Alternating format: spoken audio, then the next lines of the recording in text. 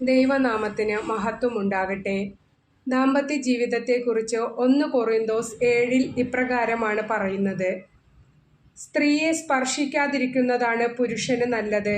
എന്നാൽ വ്യഭിചാരം ചെയ്യാൻ പ്രലോഭനങ്ങൾ ഉണ്ടാകാമെന്നതുകൊണ്ട് പുരുഷന് ഭാര്യയും സ്ത്രീക്ക് ഭർത്താവും ഉണ്ടായിരിക്കട്ടെ. ഭർത്താവ് ഭാര്യയോടുള്ള ദാമ്പത്യധർമ്മം നിറവേറ്റണം. അതുപോലെ തന്നെ ഭാര്യയും. ഭാര്യയുടെ ശരീരത്തിന്മേൽ അവൾക്കല്ല അധികാരം, ഭർത്താവിനാണ്. അതുപോലെ തന്നെ ഭർത്താവിൻ്റെ ശരീരത്തിൻ്റെ മേൽ അവനല്ല, ഭാര്യയ്ക്കാണ് അധികാരം. പ്രാർത്ഥനാ ജീവിതത്തിനായി ഇരുവരും തീരുമാനിക്കുന്ന കുറേ കാലത്തേക്കല്ലാതെ പരസ്പരം നൽകേണ്ട അവകാശങ്ങൾ നിഷേധിക്കരുത്. അതിനുശേഷം ഒന്നിച്ചു ചേരുകയും വേണം. അല്ലാത്ത പക്ഷം നിങ്ങളുടെ സംയമനക്കുറവ് മൂലം പിശാച് നിങ്ങളെ പ്രലോഭിപ്പിക്കും. ഇത് ഒരു ആനുകൂല്യമായിട്ടാണ് ഞാൻ പറയുന്നത്, കൽപ്പനയായിട്ടല്ല. എല്ലാവരും എന്നെപ്പോലെ ആയിരുന്നെങ്കിൽ എന്ന് ഞാൻ ആശിക്കുന്നു. എന്നാൽ ദൈവത്തിൽ നിന്നും ഓരോരുത്തർക്കും പ്രത്യേക ദാനങ്ങളാണല്ലോ ലഭിക്കുന്നത്.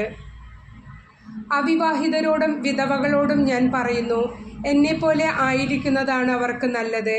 എന്നാൽ സംയമനം സാധ്യമല്ലാത്തവർ വിവാഹം ചെയ്യട്ടെ. വികാരം കൊണ്ട് ദഹിക്കുന്നതിനേക്കാൾ വിവാഹിതരാകുന്നതാണ് നല്ലത്. വിവാഹിതരോട് ഞാൻ കൽപ്പിക്കുന്നു, ഞാനല്ല, കർത്താവ് തന്നെ കൽപ്പിക്കുന്നു, ഭാര്യ ഭർത്താവിൽ നിന്നും വേർപിരിയരുത്. അഥവാ വേർപിരിയുന്നെങ്കിൽ അവിവാഹിതയെപ്പോലെ ജീവിക്കണം.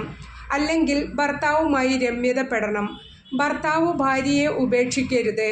ശേഷമുള്ളവരോട് കർത്താവല്ല, ഞാൻ തന്നെ പറയുന്നു, ഏതെങ്കിലും സഹോദരന് അവിശ്വാസിനിയായ ഭാര്യ ഉണ്ടായിരിക്കുകയും അവൾ അവനോടൊത്ത് ജീവിക്കാൻ സമ്മതിക്കുകയും ചെയ്താൽ അവൻ അവളെ ഉപേക്ഷിക്കരുത്.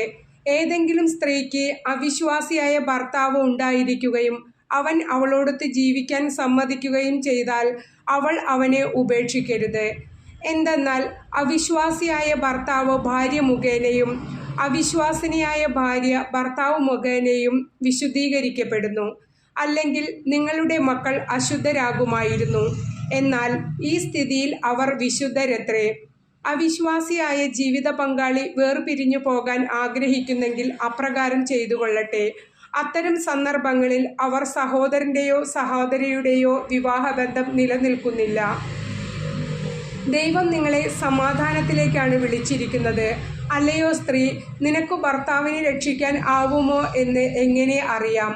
അല്ലയോ പുരുഷ, നിനക്ക് ഭാര്യയെ രക്ഷിക്കാനാവുമോ എന്ന് എങ്ങനെ അറിയാം?